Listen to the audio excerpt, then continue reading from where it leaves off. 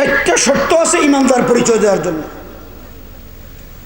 হযরত খতিব আজম রহমতুল্লাহি আলাইহির পরামর্শে জিয়াউর রহমান হযরত খতিব আজম বলেন যে মুসলমানরা যে কোনো কাজ শুরু করে বিসমিল্লাহ দিয়ে, যেই কাজে বিসমিল্লাহ নাই কিতাবের মাসালা অনুযায়ী ফাহুয়া আক্তাউ, এটা লেস কাটা আবতার।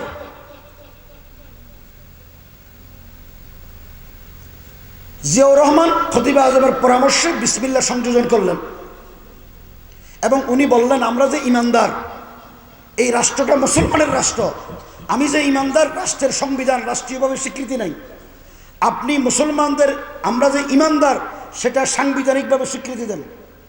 জিয়াউর রহমান দিনদার মানুষ বলে ওনার বিরুদ্ধে কোনো দুর্নীতির অভিযোগ নেই। বাংলাদেশের মানুষ যেই পরিমাণ তারে মহব্বত করে, আরেকজন তো স্বাধীনতার স্থপতি, মরার পরে ইন্নারি লো ফর না, ঠিক নেই? এখন ওর বেডি বানাইছে তারে জাতির বাবা, আমি তো সব জায়গায় বলি তারে আল্লাহ বানাইছেন জুতার বাবা। বলতে অসুবিধা আছে? আল্লাহ মুসলিম জাতির বাবা বানাইছেন ইব্রাহিমকে। আল্লাহ তাআলা বলেন মিল্লাতা আবিকুম ইব্রাহিম হুয়া সাম্মাকুমুল মুসলিমিন। কোরআন শরীফ আছে না? আল্লাহ কোরআন শরীফে আয়াত নাযিল করে আইন করে দিলেন মুসলিম জাতির বাবা হলো ইব্রাহিম। বড় করে গণ্য। আর এই বেডি লেডি ফেরাউন, তিনি আইন করলেন ওনার বাবা এই মুসলিম ভূখণ্ডের জাতির বাবা। আল্লাহর ইচ্ছা হলো সে জাতির বাবা হবে না, জুতার বাবা হবে। অনেক দলিল আছে, দিবনি ইনশাআল্লাহ। জিয়াউর রহমান সংবিধানে আল্লাহর উপর আস্থা ও বিশ্বাস সংযোজন করলেন, আমরা সাংবিধানিকভাবে ইমানদার হইলাম, ঠিক নেই? শরীয়ত মতো লেখার পরে মুছে যাবে না।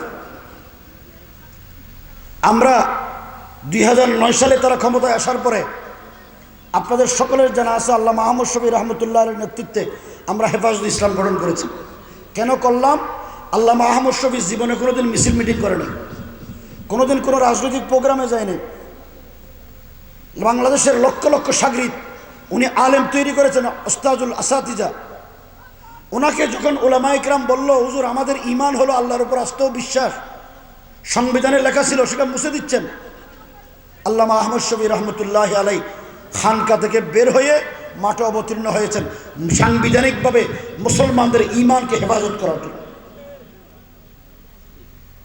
শরীয়তের ঈমান হকদার হওয়ার জন্য শর্ত হইল লেখার পরে মুছে যাবে না। আমরা ফতোয়া তলব করলাম ভারত, পাকিস্তান, বাংলাদেশ থেকে সমস্ত ওলামা ইকরামরা ফতোয়া দিয়েছেন, আমার কাছে ফতোয়া আছে। কি ফতোয়া? যারা সংবিধানের লেখার পরে সংবিধান থেকে আল্লাহর উপর আস্থা বিশ্বাস মুসলমানের ঈমানকে মুছে দিয়েছে তারা ঈমানদার না বেঈমান? সমস্ত মুফতি সাহেবরা ফতোয়া দিয়েছেন সংবিধানে আল্লাহর উপর আস্থা ও বিশ্বাস বাংলাদেশের পার্লামেন্টের যেই সমস্ত এমপিরা সেই বিলে সমর্থন করেছেন, দস্তখত করেছেন, সচিব, মন্ত্রী, এমপি একজনেরও ঈমান নাই, সব বেঈমান। অসুবিধা আসতে বলতে? আমি আপনাদেরকে বলি, কেউ যদি কোনো জালেমরে বই করেন আরেকজন বড় জালেম আপনার উপর মুসল্লত হয়ে যাবে। কাউকে বই করা যাবে না, হক কথা বলতে হবে। এরপরে যখন মুছে দিলেন তারা কি ঈমানদার থাকলো? আল্লাহ মুসলমানদের ঈমানকে সংবিধানে মুছে দেওয়ার কারণে আল্লাহ অসন্তুষ্ট হয়েছে। কারণ আমরা বিশ্বাস করি কারে? তারা মুছে দেওয়ার অর্থ হলো তারা আল্লাহরে বিশ্বাস করে না, ঠিক না বেটি?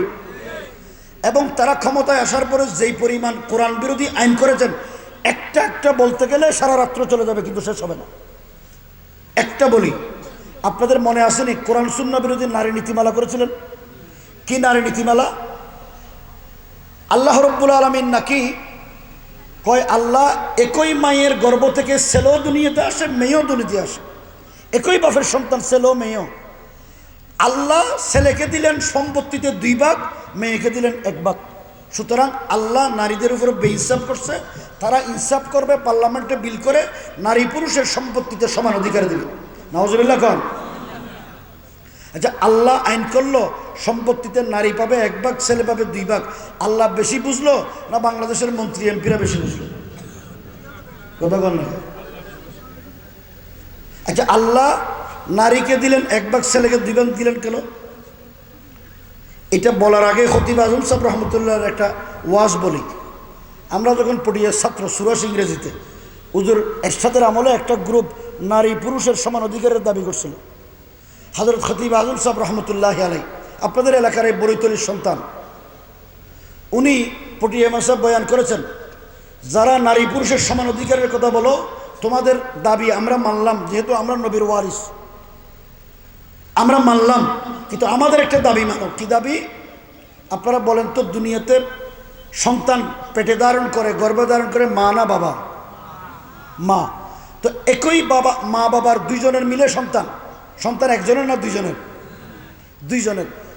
কিন্তু গর্ভে ধারণ করে কে? মা। মা একাই 5 সন্তান, 7 সন্তান, 10 সন্তান করে, ঠিক না? হযরত খতিব আজম বলে, মা একা যে পেটে 9 মাস 10 দিন একটা সন্তানকে বুকে পেটে ধারণ করে, মায়ের কষ্ট হয় না? বাবার তো কিছুই হয় না। তো এই কষ্ট একা মা ধারণ করবে কেন? আজ থেকে ওলামা ইকরামের পক্ষ থেকে আমার দাবি হলো, একই মা বাবার যদি 5 সন্তান 10 সন্তান দুনিয়াতে আসে, তাহলে মা পেটে ধারণ করবে 5 জন, বাবা পেটে ধারণ করবে 5 জন।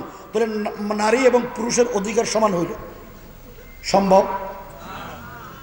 কথা বল না। সম্ভব? হযরত খতিব আজম সাহেব রহমতুল্লাহ একটা কিস্সা বলতেন, বলবো? রাগ করবেন না তো? এখন শীতকাল না গরমকাল? শীতকাল, কনকনে শীত, আরো বলো পিনপিন বৃষ্টি। এই বৃষ্টির ভিতরে স্বামী স্ত্রী 2 জন কম্বলের নিচে ঘুমাইছে। রাত যখন অর্ধেক হয়েছে, স্বামী বেচারার পেশাবে ধরছে। স্বামী স্ত্রীকে বলে, ওগো আমার তো পেশাবে ধরছে, বাহিরে গিয়ে করে আসো। বাহিরে তো বৃষ্টি, আবার শীত, বৃষ্টিতে ভিজলে তো আমি অসুস্থ হয়ে যাব। স্ত্রী হলেও স্বামীর খুব ভক্ত, স্বামীরে খুব মহব্বত করে। সে চিন্তা করলো, বাইরে বৃষ্টিতে ভিজলে বয়স্ক মানুষ অসুস্থ হয়ে যাবে, অসুস্থ হলে তার সেবা যত্ন আমাকে করতে হবে, কষ্ট আমারই করা লাগবে। দরকার নাই, তুমি থাকো, আমি দেখি আগে তোমার পেশাব করানোর ব্যবস্থা কি হয়। ঘরের চতুর্দিকে ঘুরে দেখলো পাশে একটা জানালা আছে, জানালার পাশে একটা ছিদ্র আছে। ছিদ্র দিয়ে যদি দাঁড়ায় পেশাব করে, স্বামী লাভ পাবে না। এই জন্য স্ত্রী বুদ্ধি করল, তুমি আমার কাঁধে উঠো, কাঁধে উঠে ছিদ্র দিয়ে পেশাব করো। স্ত্রীর বুদ্ধি মতো স্বামী বেচারা স্ত্রীর কাঁধে উঠে বন্দুকের নল দিয়ে পেশাব শুরু করছে। পেশাব ভিতরে না বাইরে? বুঝছেননি কিছু? পেশাব বাইরে চলে গেছে। রাত যখন 3 ভাগের 2 ভাগ হয়েছে, স্ত্রীরও পেশাবে ধরছে। স্ত্রী কয়, ওগো স্বামী আমার তো পেশাবে ধরছে, বাহিরে গিয়ে পরে আসো। কেন? তোমার না আমি কাঁধে নিয়ে পেশাব করাইছি? তুমি এটা ইনসাফের কথা বললা? নারী পুরুষের সমান অধিকার। আমি তোমার কাঁধে নিয়ে পেশাব করাইছি, তুমি আমার কাঁধে নিয়ে পেশাব করাই। পড়ছে নি স্বামী বিপদে। বেচারা এই বিপদে পড়ে চিন্তা করলো, যদি তার সাথে ঝগড়া করি, তারা যদি পেশাব না করাই, কাঁধে না আনি, তাহলে ঝগড়া হবে। ঝগড়া হলে সংসারে গণ্ডগোল লাগবে। অনেক সময় টুঙ্কো বিষয় নিয়ে স্বামী স্ত্রীর ঝগড়ার মধ্যে সংসার বিচ্ছেদ হয়ে যায়, ঠিক নেই? স্বামী বেচারা চিন্তা করলো, ঝগড়ারও দরকার নেই, সে যেহেতু আমাকে কাঁধে নিয়ে পেশাব করাইছে, আমিও কাঁধে নিয়ে পেশাব করাই, যা হবার তাই হবে। আসো আমার কাঁধে উঠো। উঠছে। উঠার পরে যখন পেশাব শুরু করছে, আগা করে গোসল হয়ে গেছে। স্বামী স্ত্রী নারী পুরুষের সমান অধিকার সম্ভব? আরে বলেন না সম্ভব? খতিব আজম এত পণ্ডিত ছিল, এত পণ্ডিত, ওনার বয়ান তো বেশি শুনতে পারিনি, 2-4টা যা শুনছি, আল্লাহু আকবার। আপনারা এত বড় মানুষ পাইছেন, কিন্তু এই অঞ্চলের মানুষ তারে চিনতে পারে না, ঠিক কিনা? এটা যদি পাকিস্তান হইতো, হিন্দুস্তান হইতো, আজকে খতিব আজম এই প্রজন্মের কাছে একজন আইডল হিসেবে থাকতো। এই মাটির তাসির এরকম, মাটির তাসির এরকম। খতিব আজম 1টা-2টা কাজ না, বহু কাজ করছেন। তো কথা শেষ করব, তাড়াতাড়ি করব না। আল্লাহ পাক নারীকে দিলেন 1 ভাগ, ছেলেকে 2 ভাগ দিলেন কেন? ভালো করে শুনেন যুবকরা, শোনো, দুনিয়াতে একটা মেয়ে ভূমিষ্ঠ হওয়ার পর বিবাহ দেওয়া পর্যন্ত তার যাবতীয় ভরণ পোষণের দায়িত্ব কার? বাবার। বিবাহ দেওয়ার পর স্বামীর। স্বামী মারা গেলে সন্তানের। ঠিক নেই? কোনো খরচ আছে? স্বামীর মোহরানা পায়নি, বাপের সম্পত্তি পাইল 1 ভাগ, মোহরানা পায়নি, কথা কয় না। স্বামী মারা গেলে সম্পত্তিতে ভাগ পাইনি, তো ভাগ পাইছে কয়টা?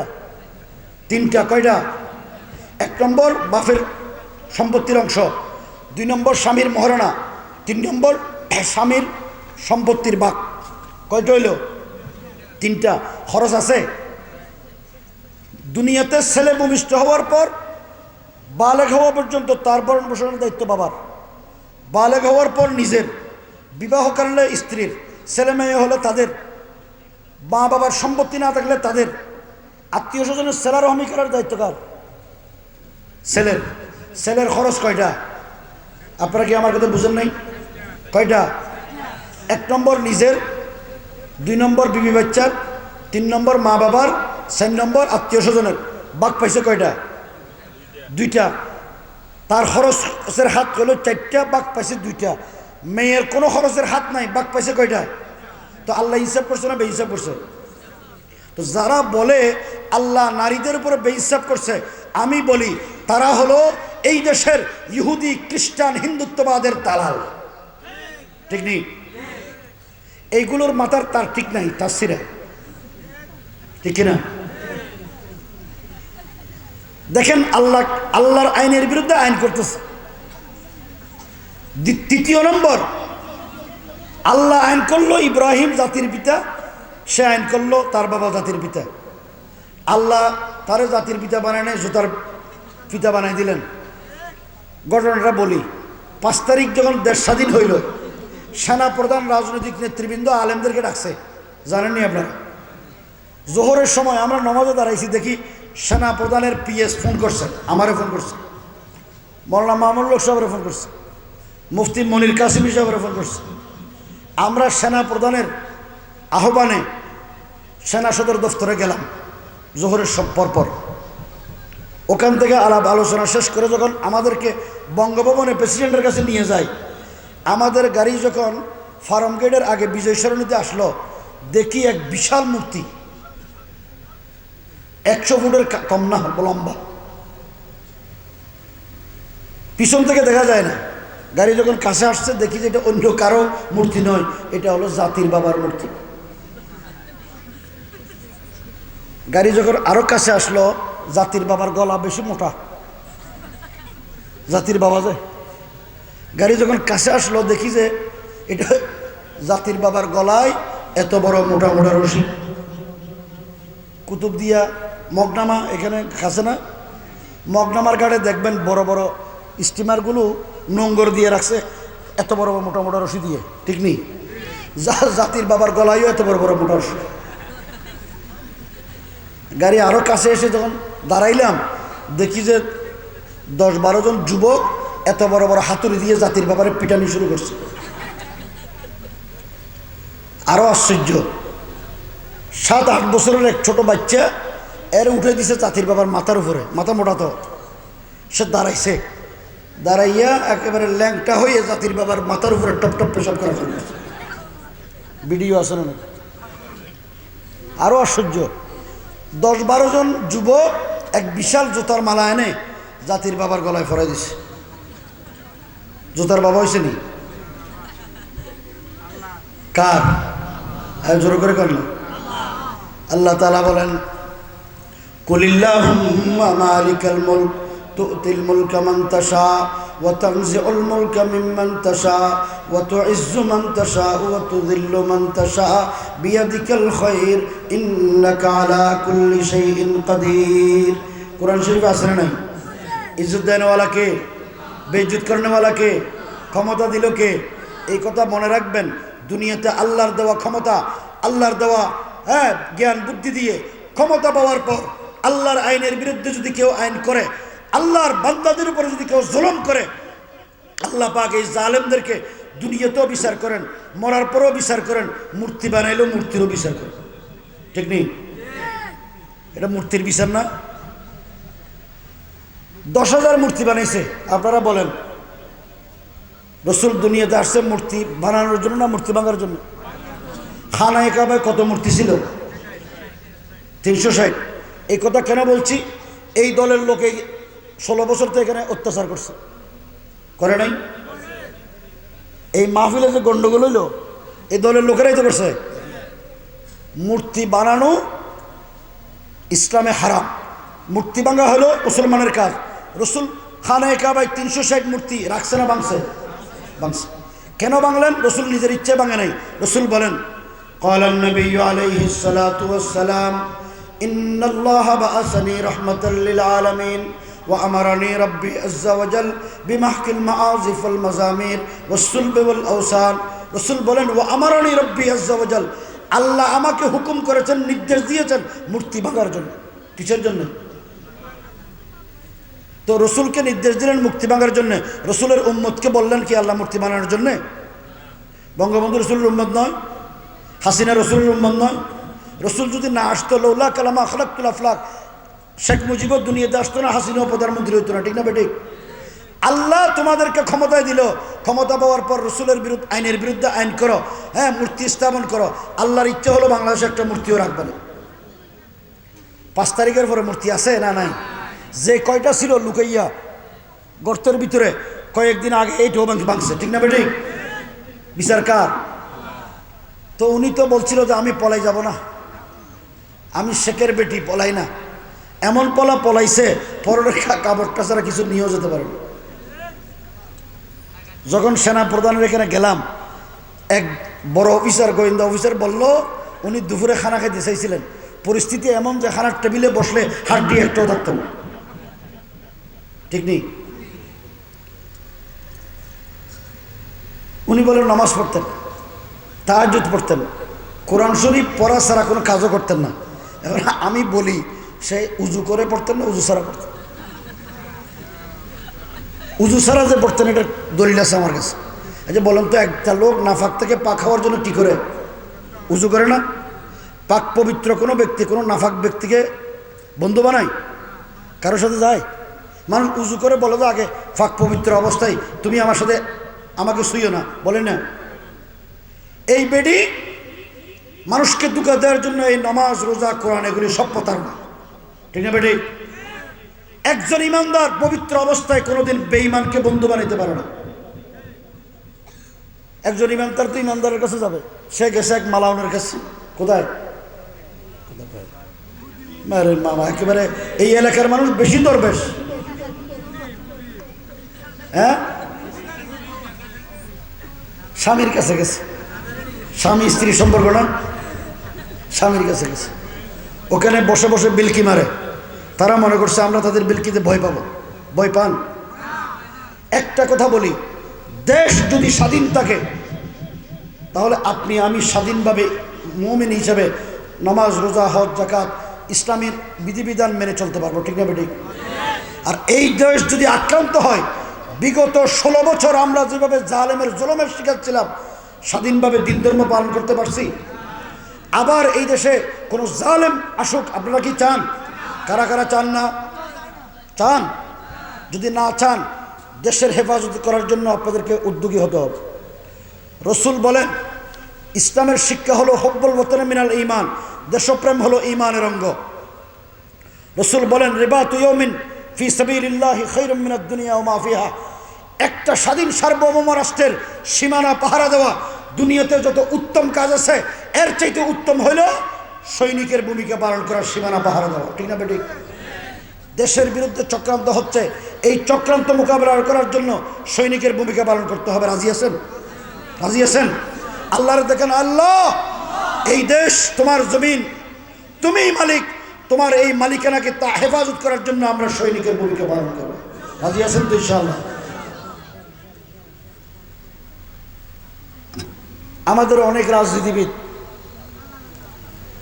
রাজনীতিবিদ নাম বলি না, অনেকে এখন নতুন নতুন বয়ান শুরু করছে, হুজুররা এত গরম গরম কথা বলে কেন? আমাদের 3 দিকে ভারত, আরেক দিকে হলো বঙ্গোপসাগর। হিন্দুস্তান আমাদের উপর যদি আক্রমণ করে আমরা যাব কোথায়? বলেনি? মনে রাখেন। মুসা আলাইহিস সালাতু ওয়াস সালাম ফেরাউনের অত্যাচারে যখন দেশ ছেড়ে ওনার বাহিনীকে নিয়ে চলে যাচ্ছেন কওমদেরকে, সমুদ্রের পারে আসার পরে মুসার কওমরা বলল, হে মুসা ইন্না লামুদরাকুন, আমরা তো ধরা খাইছি। মুসা আলাইহিস সালাম কি হয়েছে? সামনে তো নদী, আমরা যদি নদীতে ঝাঁপ দিই তাহলে পানিতে ডুবে মারব। পিছনে হইলো ফেরাউনের বাহিনী, আমরা যদি পিছন দিকে সরি তাহলে ফেরাউনের বাহিনী আমাদেরকে মারবে। ফাইনাল মাফার, আমরা যাবো কোথায়? মুসা আলাইহিস সালাম বলে যে তোমাদেরকে এত